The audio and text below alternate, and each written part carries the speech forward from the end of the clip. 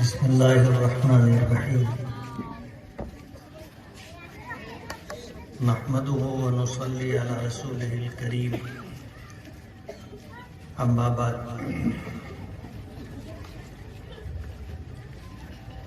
قال النبی صلی اللہ علیہ وسلم انا بعثت معلما صدق رسولہ النبی الکریم۔ حضرات علماء کرام، بزرگوں، دوستوں، عزیز طلباء، دور دراز سے سننے والی پردہ نشین باغیرت ہماری مائیں اور بہنیں، آج کا ہمارا یہ پروگرام ان 4 بچوں کی تکمیل حفظ قرآن پاک کا پروگرام ہے۔ اسی کے ساتھ مدرسے سے وابستہ مدرسے میں جو بچے یا بچیاں پڑھتی ہیں، ان میں بہت سارے بچیوں نے اور بچوں نے ناظر قرآن پاک کی تکمیل کی۔ دنیا داری کے اعتبار سے دیکھا جائے تو آج کسی کا عالم بن جانا، حافظ بن جانا، ناظر قرآن پاک مکمل کر لینا کوئی معنی نہیں رکھتا۔ یہی وجہ ہے کہ ہم لوگ دینی تعلیم کو دنیاوی تعلیم کے مقابلے میں کوئی حیثیت نہیں دیتے۔ ابھی آپ نے دینیات کے تعارف میں یہ بات سنی کہ ہم دنیاوی تعلیم کے لیے 6 گھنٹہ اسکول کے اور 2 گھنٹہ ٹیوشن کے دینے کے لیے تیار رہتے ہیں، لیکن اپنے بچے کو ناظر قرآن پاک پڑھوا لیں، ایک مسلمان ہونے کے اعتبار سے دین کی بنیادی باتوں کا علم ہو جائے اور مدرسے میں رہ کر کے ہمارا یہ بچہ دینی تعلیم اور تربیت سے آراستہ ہو جائے، اس کی ہمیں فکر نہیں ہوتی۔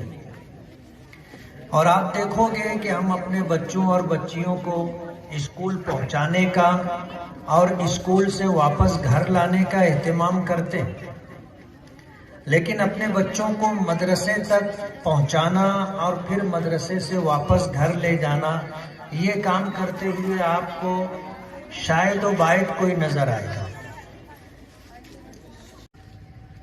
ہم لوگوں کا جو معاملہ ہے، اللہ کا بہت بڑا احسان ہے کہ ہم نے اللہ سے جو مانگا نہیں تھا، اللہ نے وہ ہمیں اپنے کرم سے دیا ہے۔ اللہ تعالیٰ کریم ہے، اللہ تعالیٰ کی صفت کرم ہے۔ کریم اس کو کہتے ہیں جو بے مانگے عطا کرتا ہے۔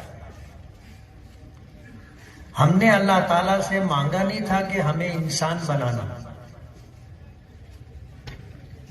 ہم میں سے کسی نے دعا کی تھی اللہ سے، کسی نے مانگا تھا کہ اللہ ہمیں بیل مت بنانا، گھوڑا مت بنانا، گدھا مت بنانا، کتا مت بنانا، ہمیں انسان بنانا۔ ہم نے کسی نے مانگا تھا؟ نہیں۔ اللہ نے ہم کو انسان بنا کر کے پیدا کیا اور اشرف المخلوقات بنایا۔ ہم نے اللہ سے مانگا نہیں تھا کہ ہمیں ایمان دینا جس پر جنت ملنے والی۔ ہم نے اللہ سے مانگا نہیں تھا کہ ہمیں آخری نبی حضرت محمد الرسول اللہ صلی اللہ علیہ وسلم کا امتی بنا۔ ہم نے مانگا نہیں تھا اللہ سے کہ ہمیں قرآن پاک دینا، ہمیں مکمل دین اسلام دینا۔ ہم نے اللہ سے مانگا نہیں تھا۔ یہ ساری نعمتیں اللہ پاک نے ہمیں بے مانگے عطا کی،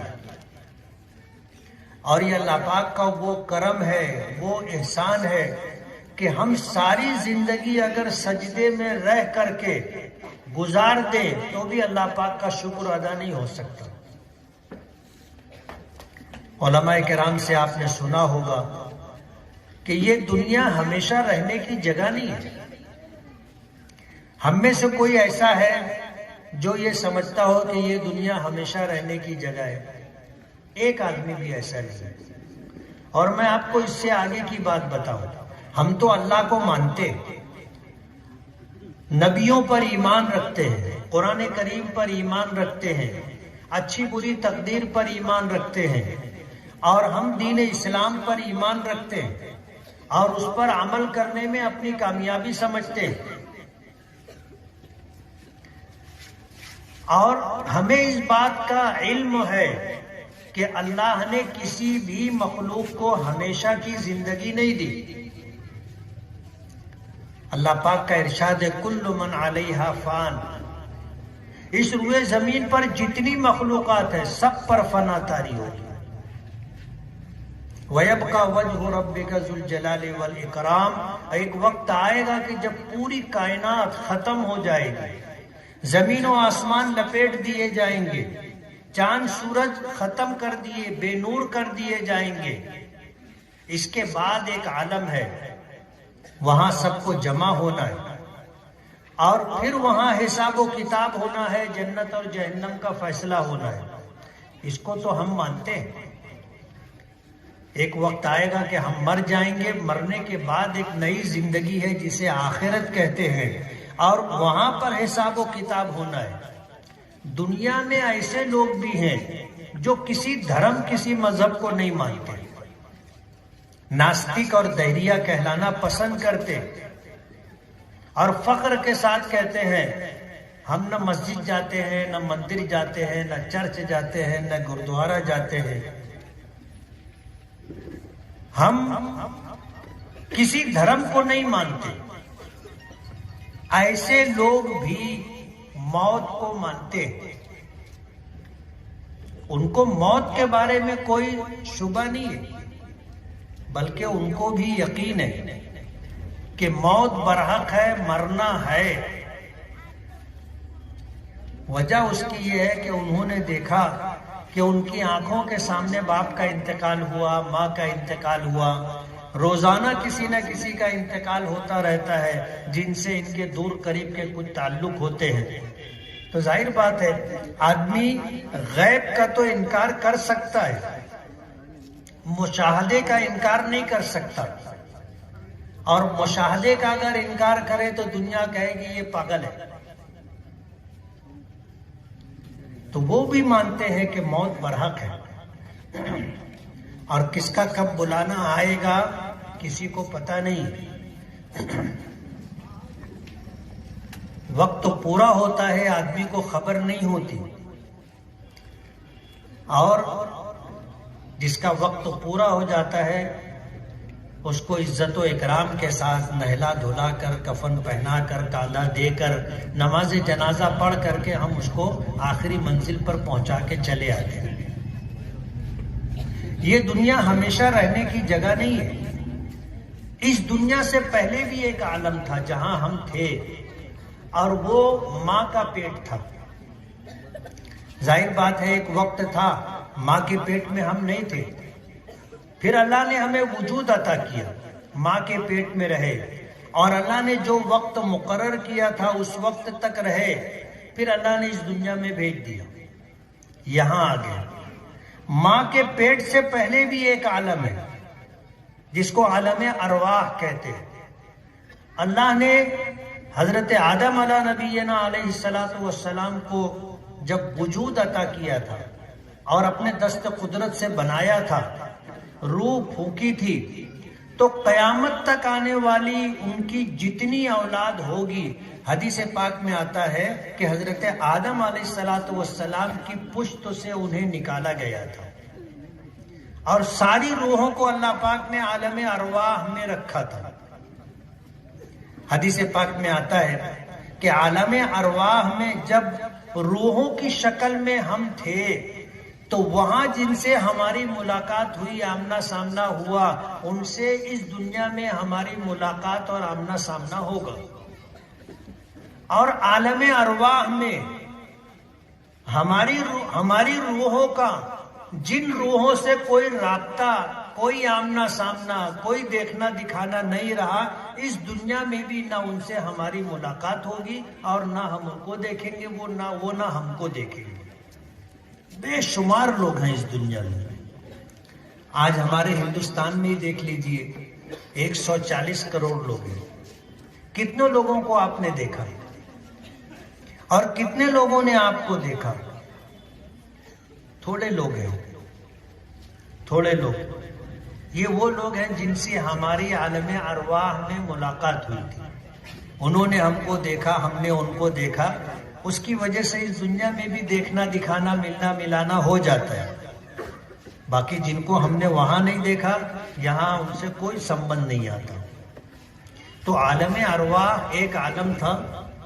اللہ نے ایک وقت وہاں سے منتقل کیا ماں کے پیٹ میں. پھر ماں کے پیٹ میں رہ کر کے ہم اس دنیا میں آئے. اور ہم میں کا ہر شخص جانتا ہے کہ یہ دنیا بھی ہمیشہ رہنے کی جگہ نہیں ہے.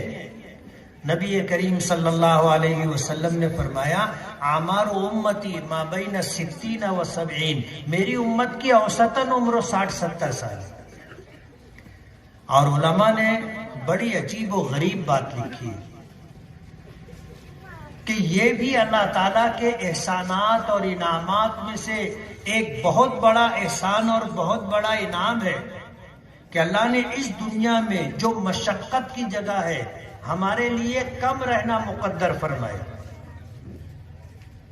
حضرت آدم علیہ السلام کے متعلق آتا ہے کہ اس دنیا میں اللہ نے ان کو 1000 سال سے زیادہ عمر دی.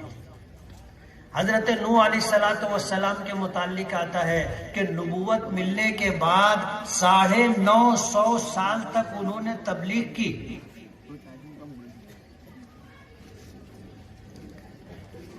پچھلی امتیں جو تھی ان کو بھی اللہ نے ایسی لمبی لمبی عمریں دی. اصحاب کہف کے متعلق آتا ہے کہ 309 سال تک تو وہ غار میں سوتے رہے. اس سے پہلے کی ان کی زندگی، اس کے بعد کی زندگی. فرعون کے متعلق آتا ہے کہ اس نے 400 سال سے زیادہ حکومت کی تھی اور 400 سال میں کبھی بیمار نہیں ہوا، سر درد تک نہیں ہوا. جب کبھی بیمار نہیں ہوا، سر درد تک نہیں ہوا، تو اس کے دماغ میں یہ سمایا کہ میں ہی خدا ہوں. اس نے کہا انا ربکم الاعلی.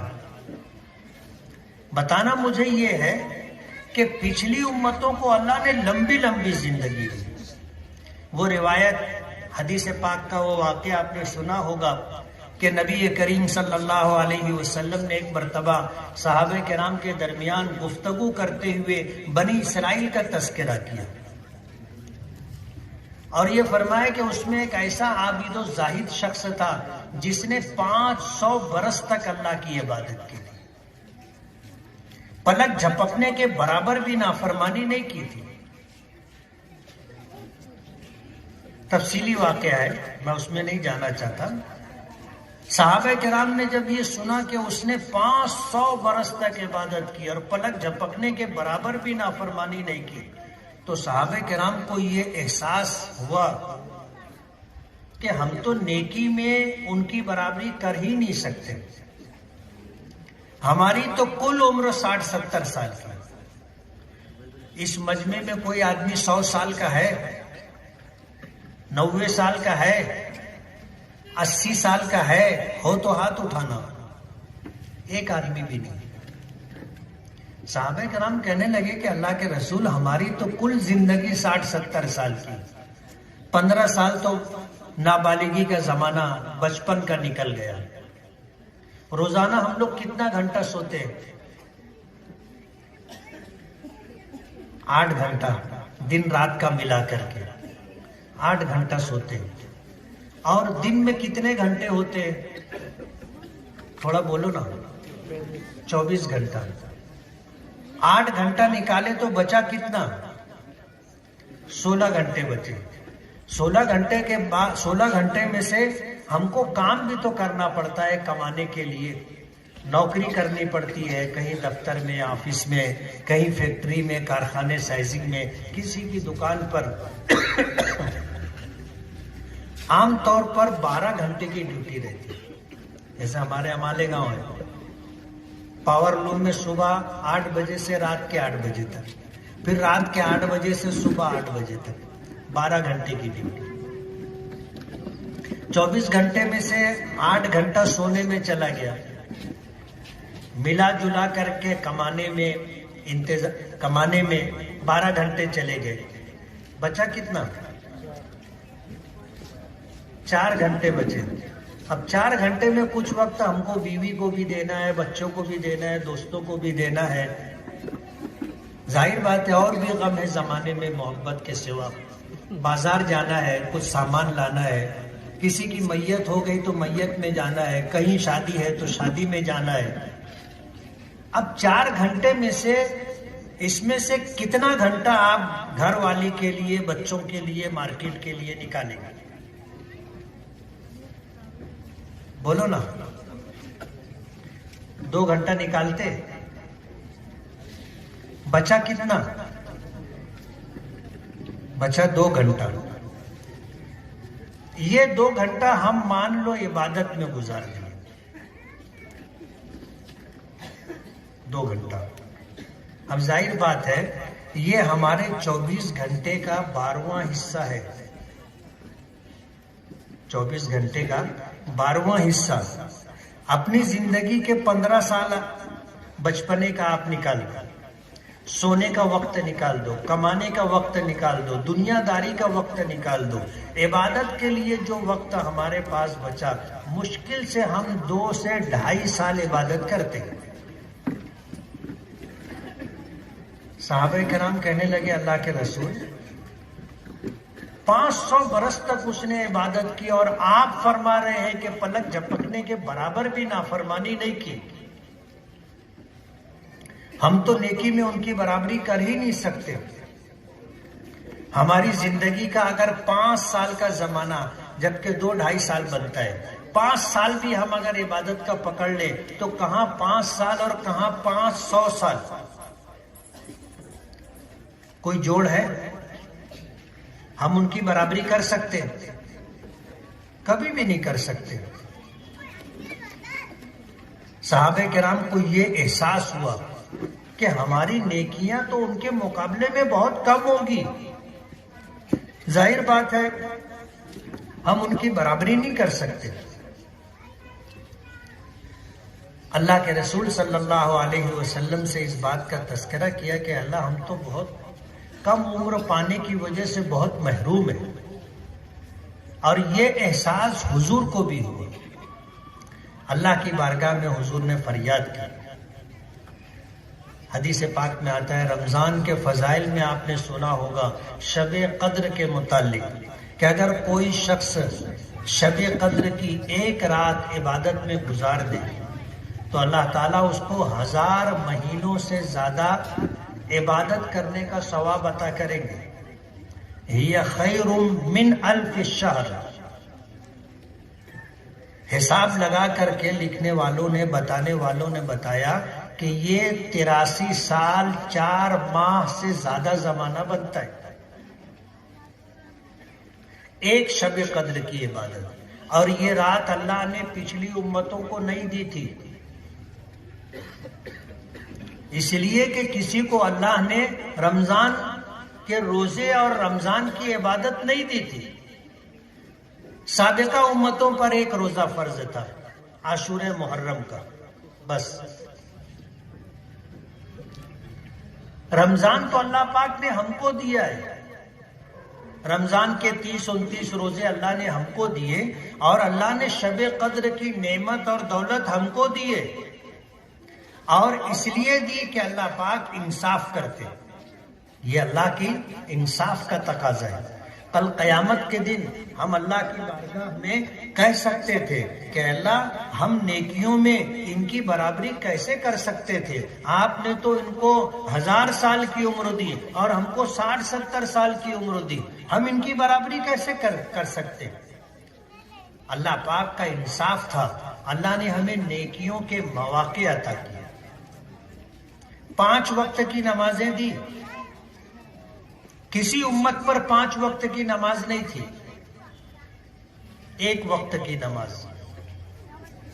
اور حضرت موسیٰ علیہ السلام کے واقعے سے معلوم ہوتا ہے 2 وقت کی نماز کسی امت پر 3 وقت کی، 4 وقت کی، 5 وقت کی نماز فرض نہیں تھی. اس امت کو 5 وقت کی نمازیں دی گئی، اور ایک فرض کی تعبیر جو حضرت علی رضی اللہ تعالی عنہ نے کی کہ اگر کسی کا فرض و روزہ چھوٹ گیا، یعنی رمضان کا فرض و روزہ جان بوجھ کر کے چھوڑ دیا، تو اس ایک فرض و روزے کی قضا ایک روزے سے ہو جائے گی. لیکن اگر وہ یہ چاہے کہ رمضان کا جو روزہ مجھ سے چھوٹ گیا، قضا ہو گیا، اس کا اجر و ثواب اور اس کی خیرات و برکات مجھ کو پوری مل جائے، تو وہ ساری زندگی بھی روزہ رکھے گا. تو ایک فرض روزے کی جو نیکی ہے، اجر ہے، اور جو اس کی خیر و برکت ہے، زندگی بھر روزہ رکھ کر کے، نفل روزہ رکھ کر کے بھی اس کو نہیں ملے گی. فضائل نماز میں آپ نے سنا ہوگا، نماز جان بوجھ کر چھوڑنے پر یہ سزا ہے. آج تو پورا کا پورا محلہ سوتا رہتا ہے نا فجر کی نماز میں، پورا محلہ سوتا رہتا ہے. اور جس گھر میں کوئی نمازی ہوتا ہے وہ گھر سے نکلتا ہے تو یہ دیکھ کے نکلتا ہے کہ سب سو رہے، الا ماشاءاللہ کوئی ہماری ماں، بہن، بیٹی اٹھ جائے نماز کے لیے، پورا گھر سوتا رہتا ہے. اور سب جان بوجھ کر کے فرض نماز چھوڑتے، اور اس گناہ کا ہمیں کوئی احساس، کوئی نماز کے چھوٹنے کا یا چھوڑنے کا کوئی ملال بھی نہیں ہوتا. ابھی سردیوں کے موسم شروع ہوں گے، جب گھر سے فرض نماز کے لیے بڑے میاں نکلتے تو سونے والوں کا کمبل ٹھیک کر کے نکلتے، اچھی طرح اڑا کر کے.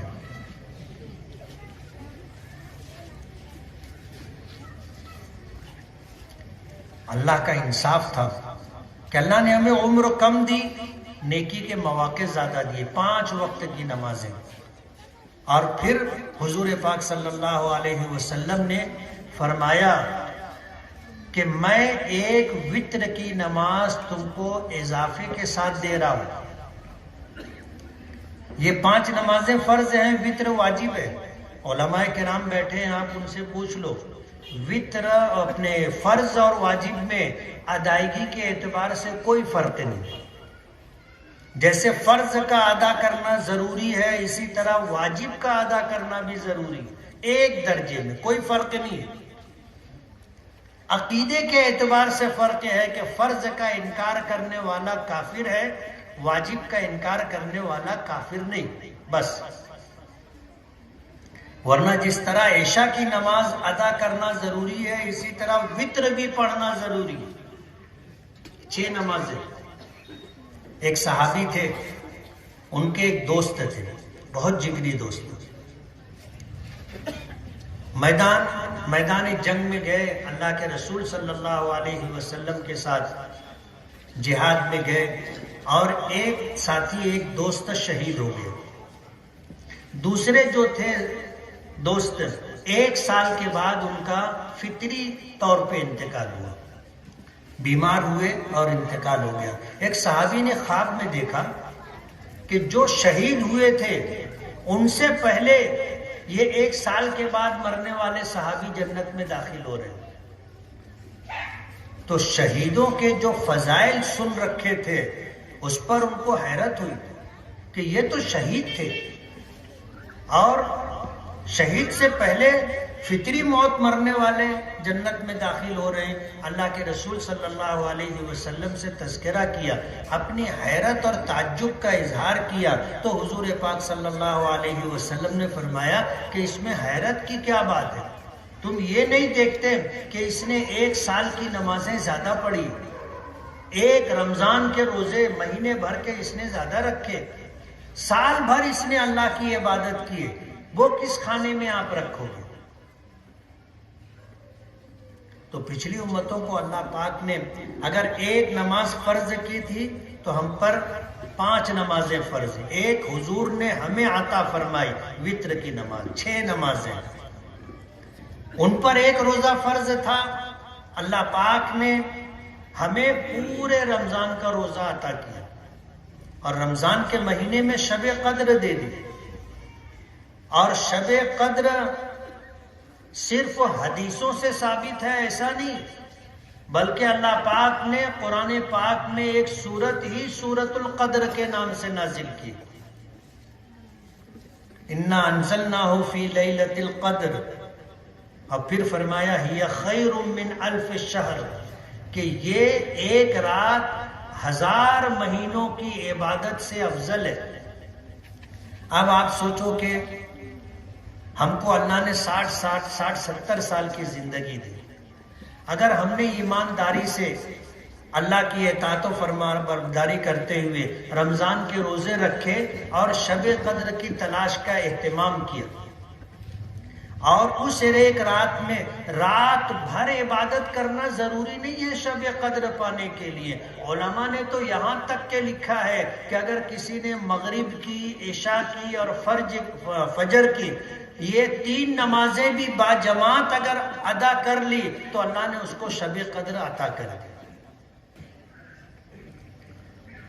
ایک شب قدر 83 سال 4 ماہ سے بہتر ہے، اور 10 شب قدر، تھوڑا حساب بتاؤ نا آپ لوگ،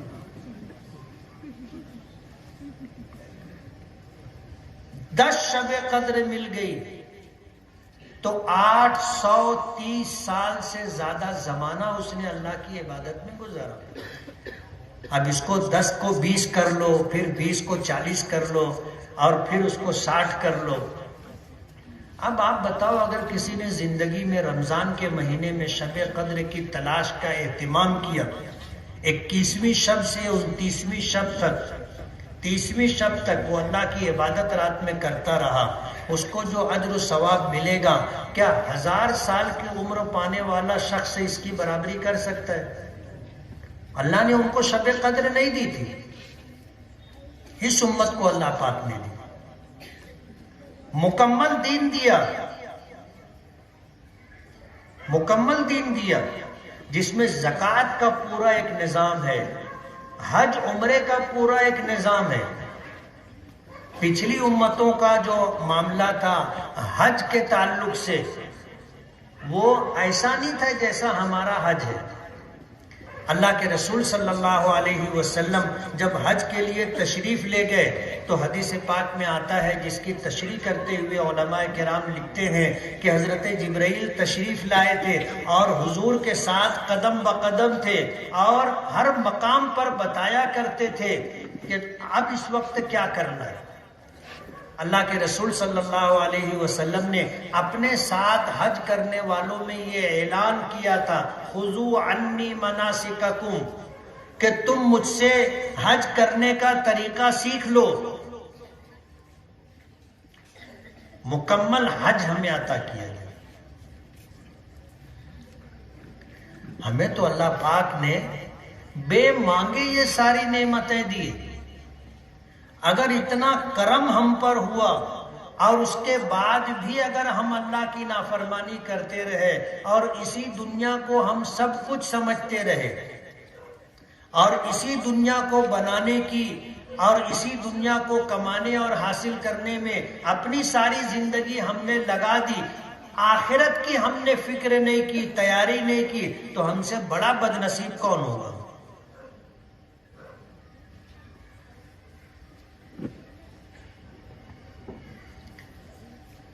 سوچنے کی بات ہے، سوچنے کی بات ہے. موت برحق ہے.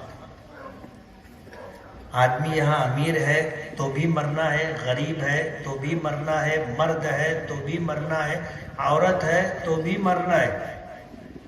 اور جب کسی کا انتقال ہو جاتا ہے تو آدمی بہت قریبی بھی ہو تو اس کے پاس رہتے ہوئے ڈرتا ہے. کسی کا انتقال ہو جائے اور یہ ہو کہ رات بھر جنازہ گھر میں رہے گا، تو جیسے میاں بیوی رات میں اپنے کمرے میں اکیلے ہوتے، شوہر کا انتقال ہو گیا، اگر آپ بیوی کو بولو کہ تو یہاں اکیلی رہے، وہ رہے گی؟ بولو نا، نہیں رہے گی. بیوی کا انتقال ہوا، آپ شوہر کو بولو کہ تو رات بھر اکیلے سنبھال، جس کے ساتھ زندگی گزری اور جس کے بغیر رات نہیں گزرتی تھی، شوہر وہاں اکیلے بیٹھتے ڈرتا ہے. اور شریعت کا حکم ہے کہ کسی کا انتقال ہو جائے تو اس کی جلدی سے جلدی تدفین کرو. 3 چیزوں میں تاخیر نہیں کرنا چاہیے.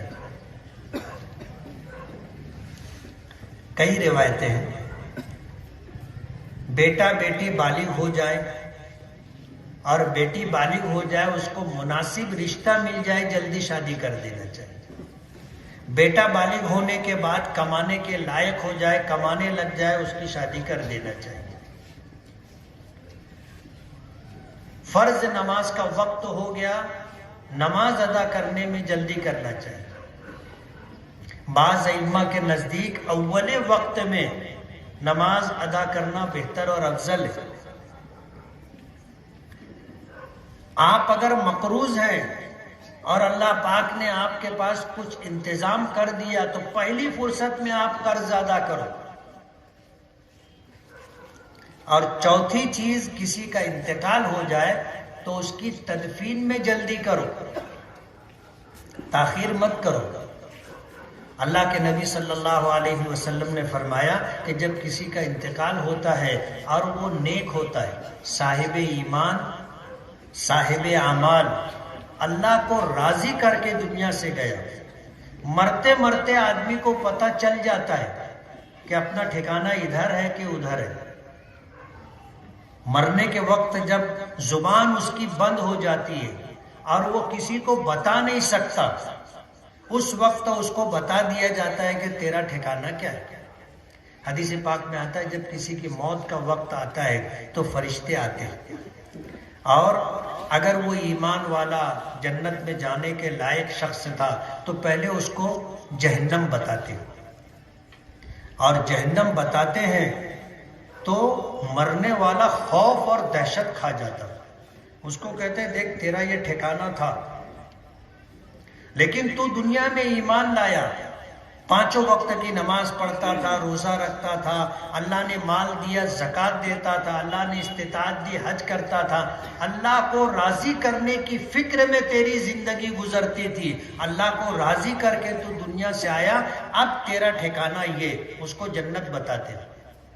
مرنے والا دیکھ لیتا ہے کہ بھئی اپنا ٹھکانہ یہ، اس کے اطمینان ہو جاتا ہے. اور جب وہ دنیا سے چلا جاتا، روح قبض ہو جاتی، لوگ اس کو دیکھتے ہیں تو بولتے ہیں ایسا لگ رہا ہے جیسے سو رہا ہے. چہرہ بالکل پرسکون ہوتا ہے، چہرے پہ نورانیت ہوتی ہے. اب بعض لوگ کہتے ہیں ان کی شکل بگڑ جاتی ہے. وجہ اس کی یہ ہوتی ہے کہ اس کو مرتے مرتے پہلے جنت بتاتے ہیں، دیکھ تیرا ٹھکانہ یہ تھا. وہ جنت کی نعمتوں کو دیکھتا ہے، خوش ہو جاتا ہے. اب پھر اس کو بتاتے ہیں کہ تو نے اللہ کو ناراض کیا، دیکھ تیرا ٹھکانہ یہ، اسے جہنم بتا دیتے ہیں. وہ جہنم دیکھ کے ہیبت کھا جاتا ہے، خوف کھا جاتا ہے کہ اب مجھے یہاں رہنا ہے. مرنے والے کی شکل دیکھ کے اندازہ کرنے والے اندازہ کر لیتے ہیں کہ کیا ہے، لیکن یہ بتا نہیں سکتا کہ اب میں جنتی ہوں یا میرا ٹھکانہ جہنم رہے گا، نہیں بتا سکتا. اور جب اسے قبر کے حوالے کیا جاتا ہے تو یہیں سے اچھے اور برے معاملات کی شروعات ہو جاتی ہے. لوگ دفن کرتے ہیں، منکر نکیر آتے ہیں سوال و جواب کے لیے. سوال و جواب ہوتا ہے کہ مر رب کا، تیرا پروردگار کون ہے. وہ نیک ہوتا ہے، کہتا ہے ربی اللہ، میرا رب اللہ ہے. سے پوچھتے ہیں ما دینوں کا، تیرا دین کیا ہے. اس نے دنیا میں اسلام کو پسند کیا تھا، اسلامی حکموں پر زندگی گزاری تھی. وہ کہتا ہے دینی الاسلام، میرا دین تو اسلام ہے. پھر حضور پاک صلی اللہ علیہ وسلم کی شبیہ مبارک بتائی جاتی ہے کہ ما تقول فی ھذا الرجل، ان کے بارے میں تو کیا کہتا ہے، کیا عقیدہ ہے تیرا. وہ صاحب ایمان ہوتا ہے، کہتا ہے ھذا نبینا ھذا رسولنا جاءنا بالبینات والہدی فآمناہ وصدقناہ، کہ یہ تو ہمارے نبی اور رسول ہیں، یہ ہمارے پاس دین لے کر کے آئے، قرآن لے کر کے آئے، ہدایت کی باتیں لے کر کے آئے، ہم ان پر ایمان لائے، ہم نے ان کی باتوں کی تصدیق کی۔ حدیث پاک میں آتا ہے کہ پھر وہ فرشتے کہتے ہیں نم کنومت العروس، سو جا، جیسے دلہن بے خوف سوتی ہے تو بھی سو جا۔ بعض روایتوں میں آتا ہے کہ جب منکر نکیر سوال و جواب کے لیے آتے ہیں تو چاروں طرف سے اس کے نیک اعمال اس کو گھیرے میں لیے رہتے ہیں، میت کو، اس کے سرہانے نماز کھڑی ہوتی ہے، دائیں طرف روزہ، زکوٰۃ، نیک اعمال چاروں طرف سے۔ منکر نکیر کو روکتے ہیں، وہیں سے کھڑے ہو کر کے پوچھو کیا پوچھنے کا ہے، نزدیک آنے کی ضرورت نہیں، وہ وہیں سے کھڑے ہو کر کے پوچھتے ہیں، یہ اپنا جواب دے دیتا ہے، وہ چلے جاتے، یہ اپنا آرام سے قیامت تک سوتا رہے۔ حدیث پاک میں آتا ہے یہ نیک آدمی جب سور پھونکا جائے گا اٹھے گا تو اس حال میں اٹھے گا کہ اسے ایسے لگا تھا کہ میں جلدی اٹھ گیا۔ جیسے ہم لوگ 6 گھنٹہ 8 گھنٹہ سونے کے عادی ہیں اور کسی کو 2 ہی گھنٹے پہ 3 ہی گھنٹے پہ اٹھا دیا جائے تو کیا کیفیت ہوتی ہے؟ جلدی اٹھا دیا جائے تو آدمی کو لگتا ہے نیند پوری نہیں ہوئی، تو ان کو ایسا لگے گا عالم برزخ میں رہتے ہوئے سینکڑوں ہزاروں سال سوتا رہے گا، لیکن جب دوسرا سور پھونکا جائے گا اور جان اس میں ڈالی جائے گی، یہ اٹھے گا تو ایسا لگے گا کہ مجھے جلدی اٹھا دیا گیا۔ اس کے برعکس مرنے والا اگر ایمان سے محروم رہا، اعمال سے خالی رہا، اللہ کو ناراض کر کے گیا، تو پھر قبر اس کو کہتی ہے تو بہت منحوس آدمی ہے، میری پیٹھ پہ جتنے لوگ چلتے تھے ان میں مجھے تجھ سے سب سے زیادہ نفرت اور عداوت ہے، آج تو میرے پاس آیا ہے، میرا سلوک دیکھے گا۔ اور قبر اس کو ایسا دباتی ہے، حضور نے بتایا عمل کر کے کہ اس کی پسلیاں آپس میں ایسے گھس جاتی ہیں، تو قبر اس کو ایسے دباتی ہے زور سے، وہ چیختا ہے، چلاتا ہے، اس کی آواز انسان اور جنات کے علاوہ تمام مخلوقات سنتی ہے، اور قیامت تک اس کے ساتھ قبر کا عذاب ہوتا رہے گا، اور قبر کا عذاب برحق ہے۔ ہمارے عقیدوں میں سے ایک عقیدہ ہے، حضور نے فرمایا عذاب القبر حق، کہ قبر کا عذاب برحق ہے۔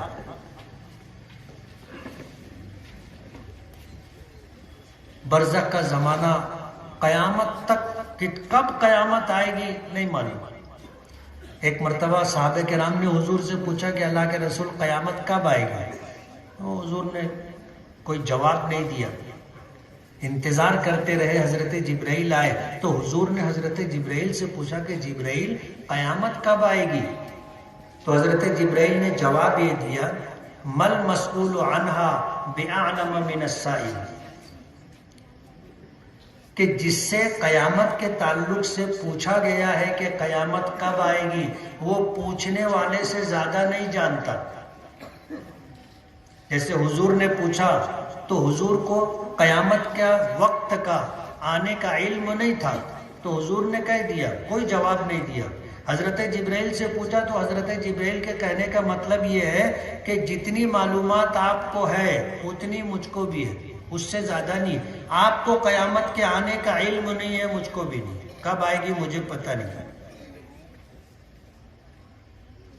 اب یہ برزخ کا زمانہ، صدیوں کا زمانہ، ہزاروں سال آدمی قبر میں ہوگا۔ اگر قبر کا عذاب ہو رہا ہے تو قیامت تک عذاب ہوتا رہے گا۔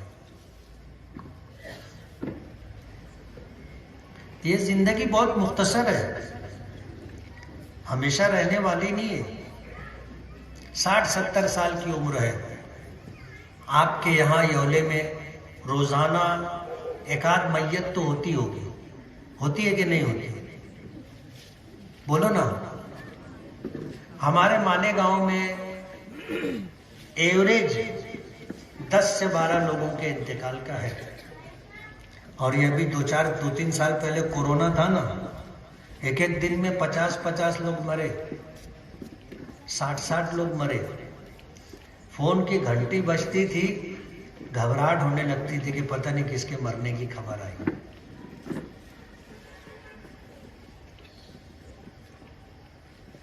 اپنے یہاں بھی تو لوگ کورونا میں گئے ہوں گے، گئے کہ نہیں گئے؟ گئے نا. زیادہ گئے کہ کم گئے؟ تو یولا کوئی ایوریج تو ہوگا کہ روزانہ 2 میت، 3 میت، 5 میت ہوگا. موت برحق ہے. میں جب قبرستان جاتا ہوں کسی میت میں تو آفس میں جا کر کے ریکارڈ دیکھتا ہوں، آج کتنی میت آئی، تو وہ روزانہ کی انٹری رہتی ہے. اس لیے کہ ڈیٹ سرٹیفکیٹ دینا پڑتا ہے، تو وہ پوری آدھار کارڈ کے حساب سے انٹری ہوتی ہے. اس کے لیے کھانا یہ ہوتا ہے عمر، کتنی عمر میں انتقال ہوا.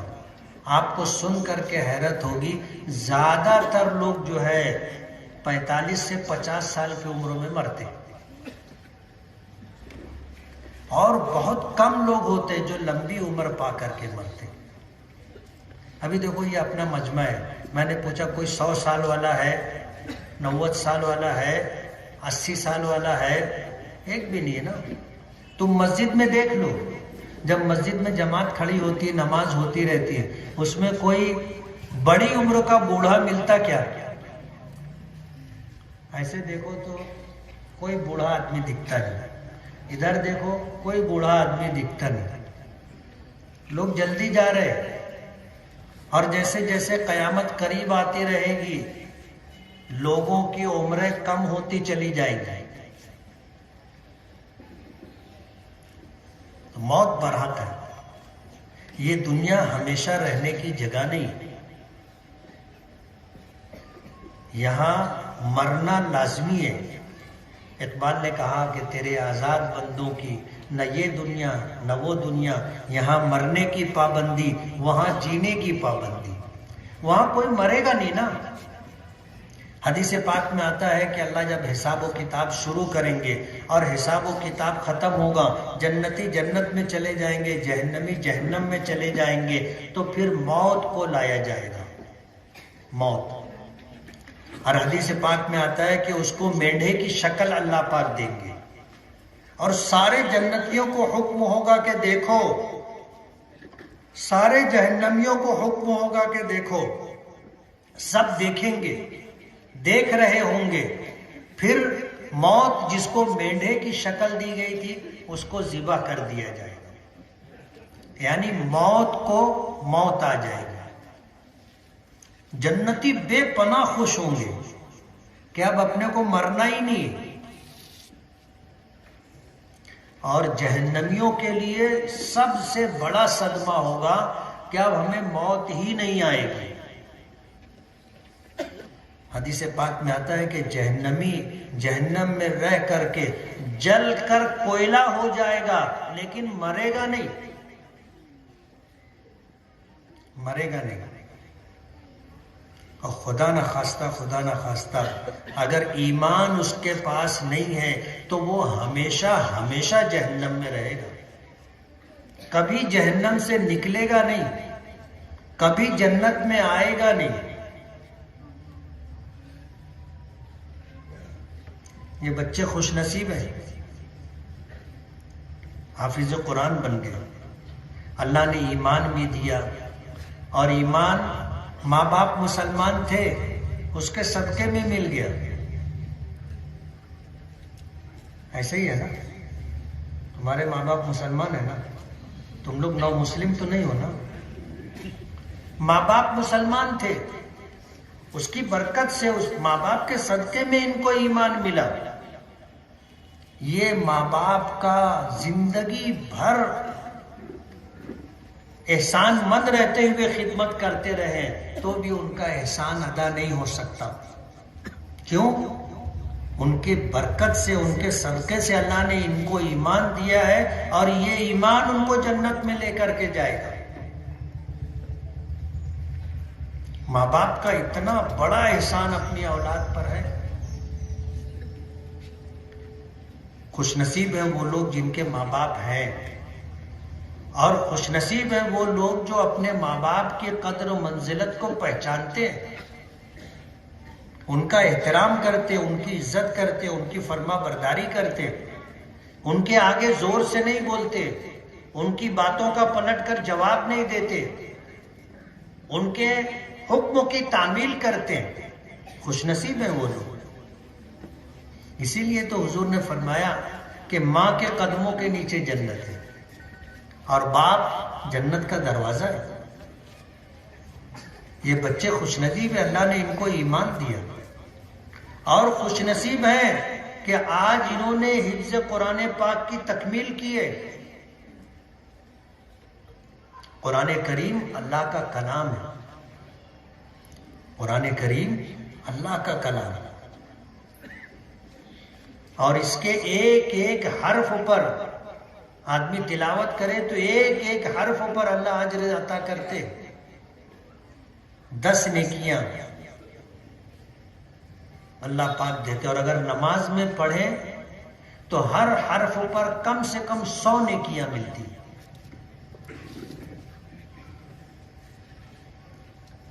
اللہ کے کلام کو جو لوگ اپنے سینوں میں محفوظ کر لیتے ہیں، یاد کر کے 2 سال 3 سال 4 سال محنت کی، اس سے کچھ زیادہ وقت دے کر کے رات دن محنت کی اور قرآن کریم کو یاد کیا، اور ایک وقت آیا کہ حفظ قرآن پاک کی تکمیل ہو گئی، اللہ نے حافظ قرآن بنا دیا، ان کے سینے میں قرآن، اللہ ان کو بس صرف یہ لوگ قرآنی احکامات پر عمل کرتے رہیں، کل قیامت کے دن اللہ پاک فرمائیں گے کہ میں نے تجھ کو حافظ بنایا ہی اس لیے تھا کہ تجھ کو جنت دینی ہے۔ اور یہ اللہ کا کرم ہے، ان کا کمال نہیں ہے، ان کا کمال نہیں ہے، ورنہ اتنی موٹی کتاب کسی کا باپ بھی نہیں یاد کر سکتا۔ یہ تو اللہ کا کرم ہے، اللہ نے نواز دیا، ورنہ ایک سورت لوگوں سے یاد نہیں ہوتی، ایک سورت یاد نہیں ہوتی، پورا قرآن پاک انہوں نے یاد کر لیا۔ یہ اللہ کا کرم ہے، اللہ کی عطا و بخشش ہے، اللہ نے نواز دیا، یہ اللہ کا کرم ہے۔ اسی لیے حضور پاک صلی اللہ علیہ وسلم نے فرمایا کہ جو شخص حافظ قرآن ہو جائے اور حافظ بننے کے بعد کسی کا مکان دیکھ کر یہ سمجھے کہ یار یہ مجھ سے زیادہ نوازا گیا ہے، کسی کی سواری دیکھ کر یہ سوچے کہ اس کو مجھ سے زیادہ نعمت دی گئی ہے، کسی کا کپڑا دیکھ کر یا اور کوئی نعمت دیکھ کر کے اپنے کو اس سے کمتر سمجھے اور اس کو اپنے سے بہتر سمجھے، تو حضور نے فرمایا کہ اس نے حفظ قرآن پاک کی اس نے توہین کی۔ اس لیے کسی کا مکان، کسی کا کپڑا، کسی کی سواری، کسی کی جائیداد، روپیہ پیسہ دیکھ کر کبھی یہ مت تصور کرنا کہ اللہ نے نعمتوں کے اعتبار سے مجھ سے زیادہ اس کو نوازا ہے، نہیں، تم کو حافظ قرآن بنایا، اللہ نے جو نعمت تم کو دی ہے دنیا کی کوئی نعمت اس کی برابری نہیں کر سکتی، اور یہی نعمت تم اسے یاد کرو گے، یاد رکھو گے، اس کے حکموں پر عمل کرتے رہو گے، کل قیامت کے دن قرآن تمہارے لیے شفاعت کرے گا، اللہ کی بارگاہ میں تمہارے لیے کھڑا ہوگا، اور اللہ پاک سے کہے گا کہ اگر میں تیرا کلام ہوں، اگر میں تیرا کلام ہوں تو ان کے حق میں میری سفارش قبول فرما، نہیں تو مجھے اپنے کلام ہونے سے باہر نکال دے۔ قرآن کریم شفیع بنے گا، شفیع بن کر کے آئے گا، اور حافظ قرآن جب جنت میں جائے گا تو فرشتے اس سے کہیں گے یقال لقارئ القرآن اقرا ورتق ورتل کما کنت ترتل فی الدنیا فإن منزلتک عند آخر آیت تقرؤها. حافظ قرآن سے کہا جائے گا اقرا، قرآن کریم پڑھ، ورتل کما کنت ترتل فی الدنیا، اور اطمینان کے ساتھ ٹھہر ٹھہر کر قرآن کریم کی تلاوت کر جیسے تو دنیا میں ٹھہر ٹھہر کر کے پڑھتا تھا. فَإِنَّ مَنزِلَتَكَ عِنْدَ آخِرِ آیَةٍ تَقْرَؤُهَا، کہ جب تو پڑھتے پڑھتے پڑھتے پڑھتے جا کر کے رکے گا من الجنت والناس، یہ تیری منزلوں میں بلندیوں کی انتہا ہوگی. اچھا، یہ جب حافظ قرآن پڑھنا شروع کرے گا اللہ کی مدد شامل حال ہوگی اور وہ پڑھتا جائے گا، جنت کے درجات طے کرتا جائے گا. اب ظاہر بات ہے ان میں سے مجھے نہیں معلوم کہ ان کا حفظ کیسا ہے، لیکن ہم نے ایسے بھی بچے دیکھے ہیں جنہوں نے ایک نشست میں پورا قرآن پاک سنایا، یعنی ان کو ایسا یاد کہ سنانے بیٹھے اپنے استاذ کو تو قرآن پاک پورا حفظ سنا کر کے اٹھے. ان کو ایسا یاد ہے کہ نہیں یاد ہے مجھے نہیں معلوم، لیکن کل قیامت کے دن ظاہر بات ہے یہ 4 بچے ہیں، 100 حافظ ہیں، 100 میں چند ایسے نکلیں گے جن کو ایسا قرآن یاد ہے.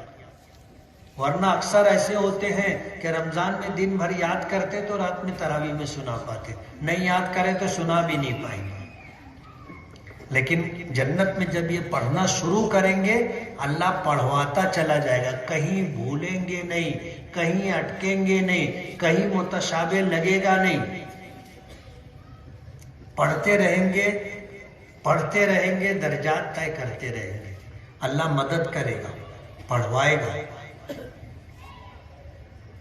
حافظ قرآن کے متعلق آتا ہے کہ اللہ تعالیٰ اس کو اپنے خاندان میں 10 لوگوں کی سفارش کا حق دیں گے.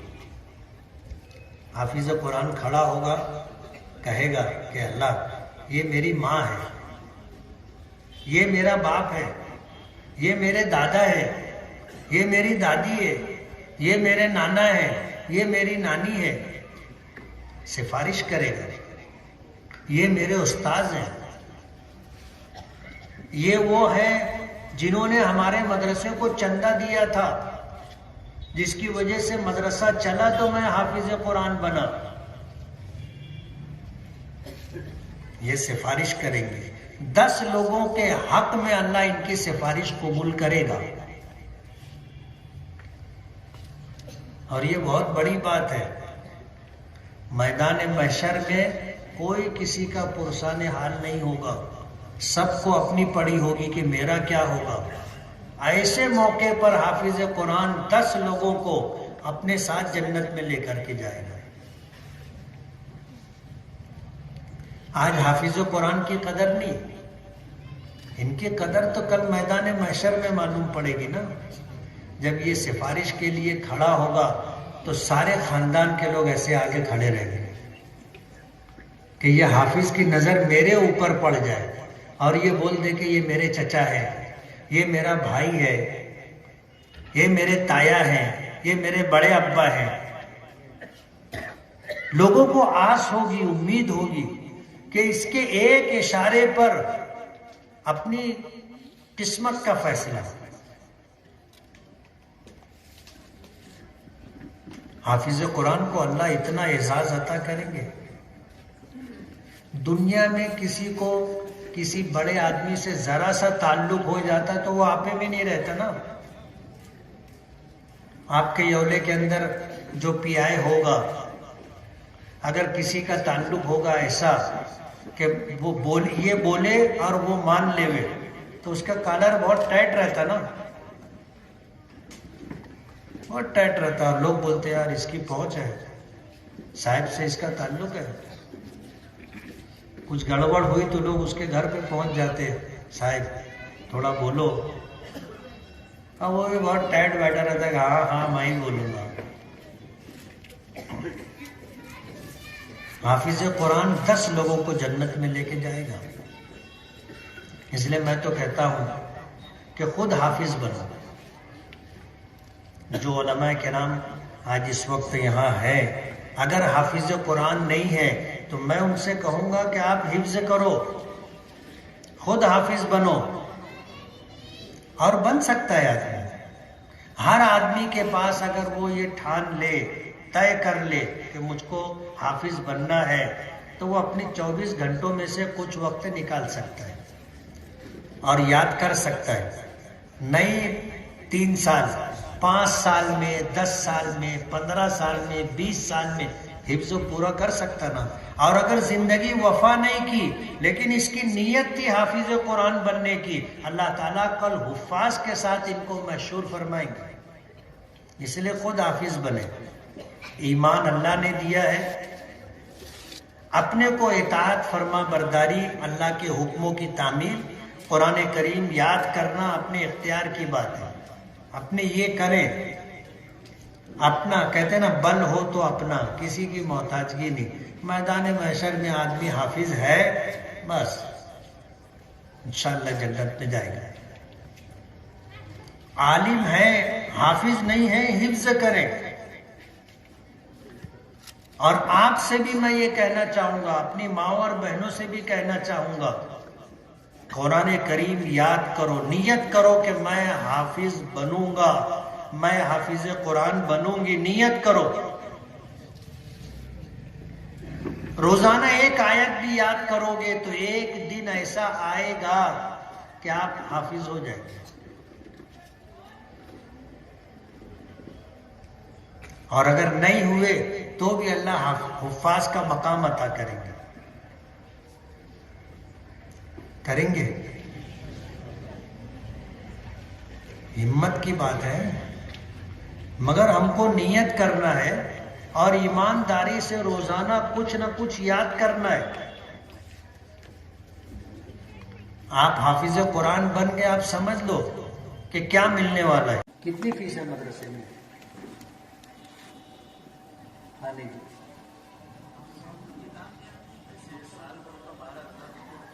سال بھر کا 12,000 پکڑتے، 3 سال کے کتنے ہوئے؟ 36,000. آپ اس کو 50,000 پکڑ لو، بلکہ میں تو یہ کہوں گا آپ اس کو 1,00,000 روپیہ پکڑ لو. 1,00,000 روپیے میں اگر ایک حافظ تیار ہو گیا تو آپ کو جنت کتنے میں پڑی؟ زور سے بولو نا. اس سے سستا سودا ہے. آپ کو یولے میں 12-25 کا پلاٹ نہیں ملے گا.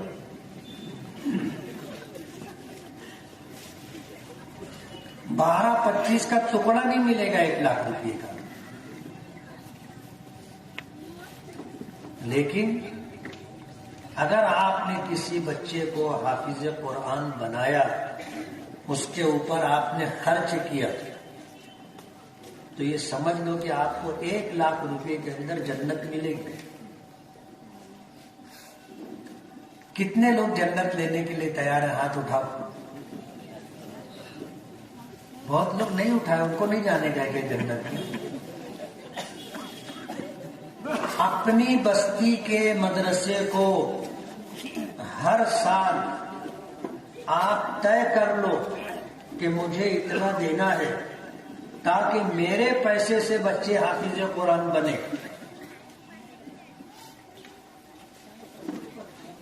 آپ کے مدرسے کی ضرورت بھی پوری ہو جائے گی، آپ کی ضرورت بھی پوری ہو جائے گی.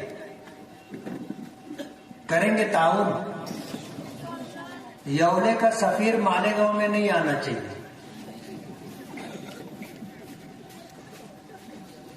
یولے کا سفیر مالیگاؤں میں نہیں آنا چاہیے.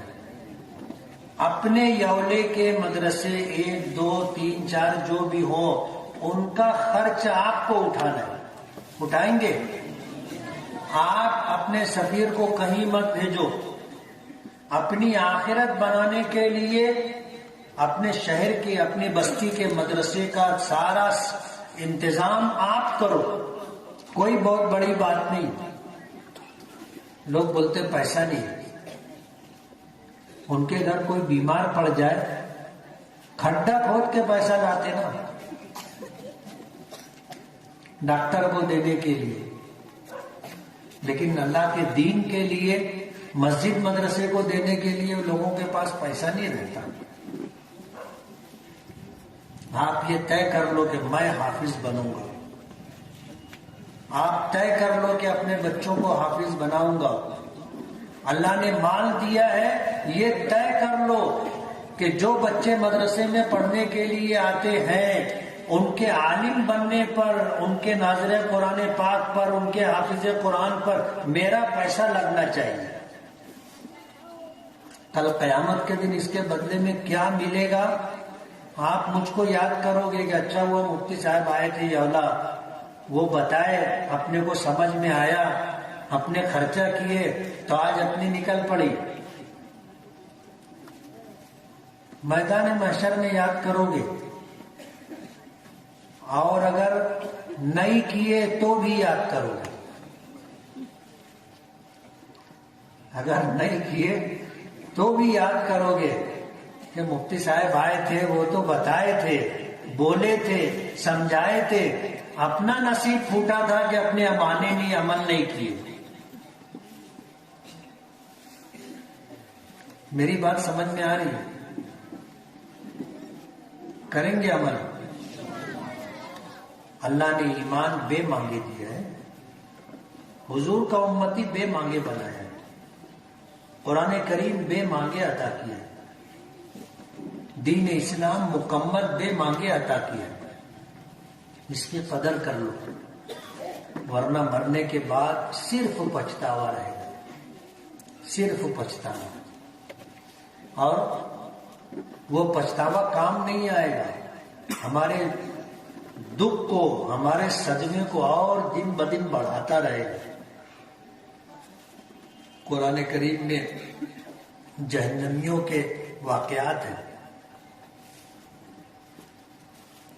وہ کہنے لو کننا نسمع او نعقل ما کننا فی اصحاب السعیر. ہم اگر سن لیتے، مان لیتے، سمجھ لیتے تو آج جہنم میں نہیں رہتے. پچھتاوا ہوگا لیکن وہ پچھتاوا کام نہیں آئے گا. آج اللہ نے موقع دیا ہے، سن بھی لو، سمجھ بھی لو، عمل بھی کر لو، انشاءاللہ جہنم میں جانے سے بچ جاؤ گے. کرو گے؟ وآخر دعوانا الحمدللہ رب العالمین. دعا کر لیں. بسم اللہ الرحمن الرحیم. الحمدللہ رب العالمین. اللهم لك الحمد كما ينبغي لجلال وجهك وعظيم سلطانك. اللهم لك الحمد حمدا دائما مع دوامك، ولك الحمد حمدا خالدا مع خلودك. اللهم صل وسلم وبارك على سيدنا محمد وعلى آل محمد كما صليت وباركت على إبراهيم وعلى آل إبراهيم إنك حميد مجيد. يا الله يا رحمن يا رحيم يا ذا الجلال والإكرام، يا حي يا قيوم برحمتك نستغيث. يا أحد الصمد الذي لم يلد ولم يولد ولم يكن له كفوا أحد. لا إله إلا الله الحليم الكريم. سبحان الله رب العرش العظيم والحمد لله رب العالمين. نسألك موجبات رحمتك وعزائم مغفرتك والغنيمة من كل بر والسلامة من كل إثم. لا تدع لنا ذنبا إلا غفرته ولا هما إلا فرجته ولا كربا إلا نفسته ولا دينا إلا أديته ولا مريضا إلا شفيته ولا ميتا إلا رحمته ولا مظلوما إلا نصرته ولا مسافرا إلا عافيته ولا حاجة من حوائج الدنيا والآخرة إلا قضيتها يا أرحم الراحمين يا أكرم الأكرمين يا ذا الجلال والإكرام. اے اللہ ہمارے گناہوں کو معاف فرما، ہماری خطاؤں سے درگزر فرما، ہمارے عیبوں کی پردہ پوشی فرما. اے اللہ ہمارے کاموں کو آسان فرما. پروردگار عالم ہر خیر سے ہمیں حصہ عطا فرما، ہر شر سے ہماری حفاظت فرما. اے اللہ ہماری مغفرت فرما. ہمارے ماں باپ کی مغفرت فرما، ہمارے تمام مرحومین کی مغفرت فرما۔ پروردگار عالم ہمیں ایمان کا کمال عطا فرما، ہدایت کا کمال عطا فرما، اچھے اخلاق سے متصف فرما۔ پروردگار عالم ہم میں جو بیمار ہیں انہیں صحت اور شفا عطا فرما، جو پریشان حال ہیں ان کی پریشانیوں کو دور فرما، جو بے روزگار ہیں انہیں جائز اور حلال روزی نصیب فرما، جو بے اولاد ہیں انہیں نیک اور فرما بردار اولاد عطا فرما۔ اے اللہ جو بے گھر ہیں انہیں گھر عطا فرما، ہم میں جو مقروض ہیں ان کے قرضوں کی ادائیگی کا غیب سے انتظام فرما۔ اے اللہ جن کے بچے اور بچیاں نکاح کی عمر کے پہنچ چکے ہیں انہیں اچھے جوڑے عطا فرما، انہیں شاد اور آباد فرما۔ پروردگار عالم اپنے فضل و کرم سے دنیا اور آخرت میں نوازنے کے فیصلے فرما۔ پروردگار عالم زندگی کے ہر شعبے میں عافیت اور خیر عطا فرما۔ پروردگار عالم ہمارے ایمانی اور اسلامی بھائی جہاں کہیں حالات سے دوچار ہیں اے اللہ ان کی بھرپور مدد اور نصرت فرما۔ ظالموں کو پروردگار عالم عبرتناک سزاؤں سے دوچار فرما۔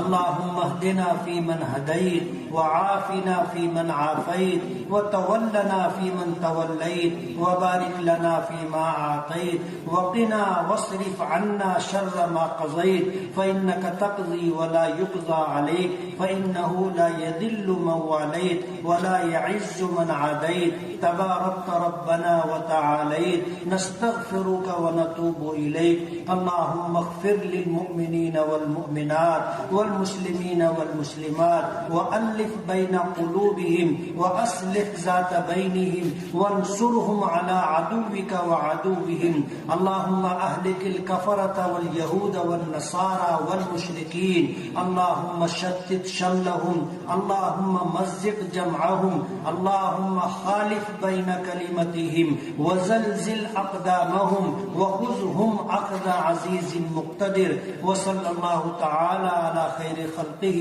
محمد وآله وأصحابه أجمعين برحمتك يا أرحم الراحمين۔